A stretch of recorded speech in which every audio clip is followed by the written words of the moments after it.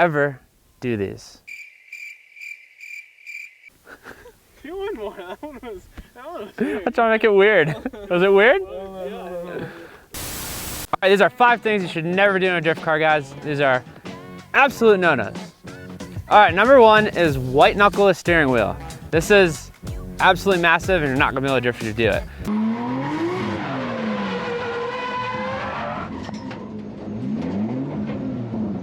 If you've gotten any kind of driving instruction for like getting your driver's license, if you've done any road racing, anything like that, you learn, 9 and 3 or 10 and 2, whatever, and you learn keep those hands on the steering wheel, keep both hands on the steering wheel, and keep like a good grip. We're drifting now though, and we have to let the front wheels do their work, and that means allowing the steering wheel to spin through your hands.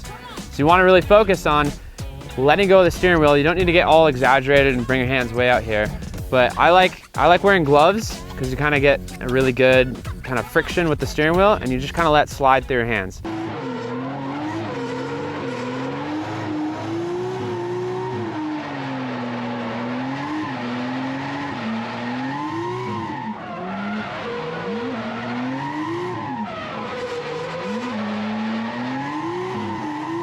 Another big thing is keep your thumbs out of the spokes. I'm not even gonna show you guys what that looks like when that happens. Hey, why don't you just show them your fingers?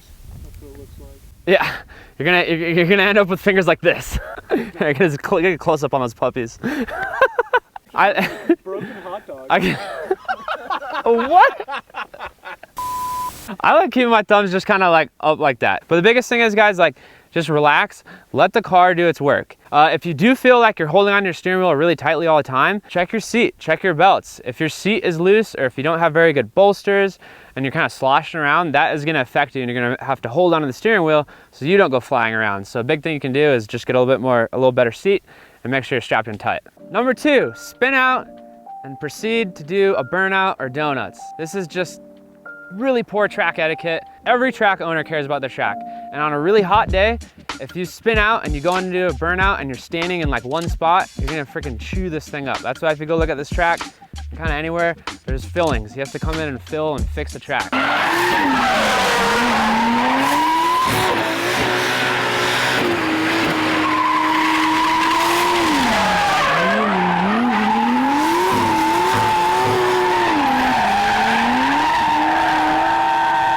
So 1, it's just really rude to the track owner. 2, it takes time away from, if you're in a hot lap event or anything like that, you're standing on the track, staying in one spot longer than you should be. If you spin out, catch your breath real quick, put it back in gear, and proceed through the track. Another recommendation I have, unless you're like just learning and you're working on kind of corner by corner, you're getting a feel for it, you can connect corners to the track, and you mess a lap up, I would just trash that lap. I wouldn't continue drifting through the course because you're already potentially offline, your speed's different, all that stuff. That's kind of how mistakes can happen, and you can kind of learn to drive bad. So no burnouts or donuts. Save that for the street takeovers. Just kidding, don't do that either, it's stupid.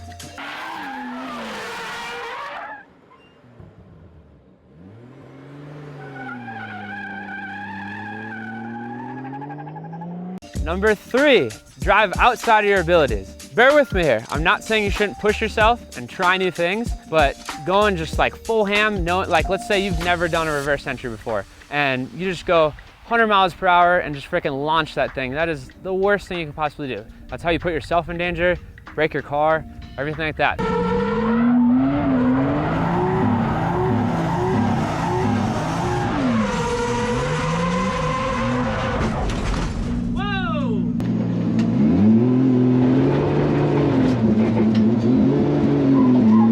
Build your way up, guys, and definitely push yourself.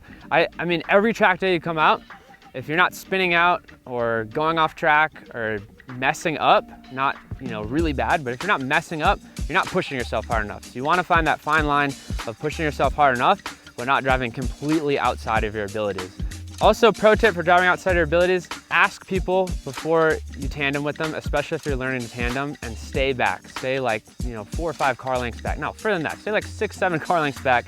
Watch their line, and as you kind of feel like you're able to kind of watch their car and do the same thing they're doing, talk to them again back in the pits and say, hey, can I come a little closer? Are you cool with that? Don't just go right into tandem and just tandem with anybody. You want to take it slow.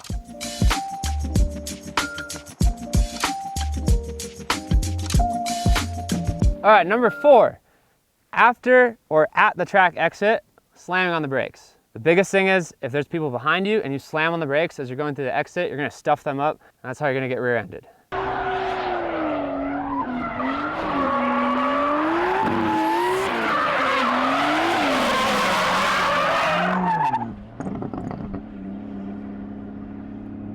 The other big thing is keeping track pace through the whole track, even in the non-drift areas. That is massive, especially for hot lap events.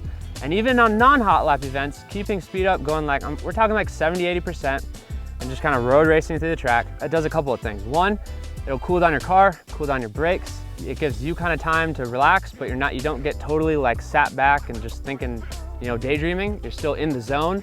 And it also makes sure that you keep track pace up, because other people are drifting through, and if they're better or more advanced drivers, they are hopefully keeping their speed up through the non-drifting areas as well.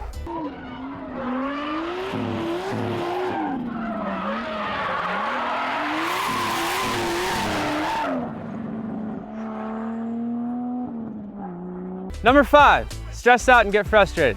See how relaxed I am right now? Once you get stressed out and you get frustrated, you get yourself out of the zone, you try stuff that you wouldn't normally do, you crash, you break your car, you break your head, whatever.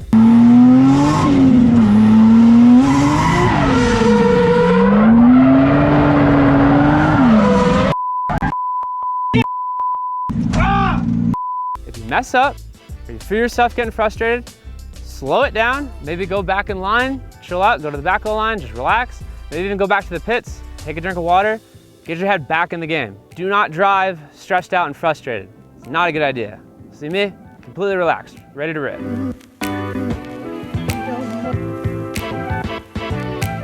Bonus one, drive the wrong way on the track. Seriously, dude, what are you doing? You're going the wrong way. Do not ever do that. When you're in the driver's meeting, if they say you're going clockwise, always drive clockwise. Do not drive the wrong way on the track. I don't know if any of you guys have ever done that out there or are planning on it, but that is a terrible idea. You'll die, okay? All right, guys, hit that subscribe button, check out all our other videos, and we will see you guys in a couple days. Peace. Heels together. Now just bring it straight down. That's the cholo squat, dude. The cholo squat. There you go. Hey, one hand. One Do hand we heel down. up or heels? Heels down, heels down, dog. What are you doing? You gotta pull the pants above the ankle. Get that nice crease in Yeah, there. you gotta flex the socks, bro. All right. That's the move.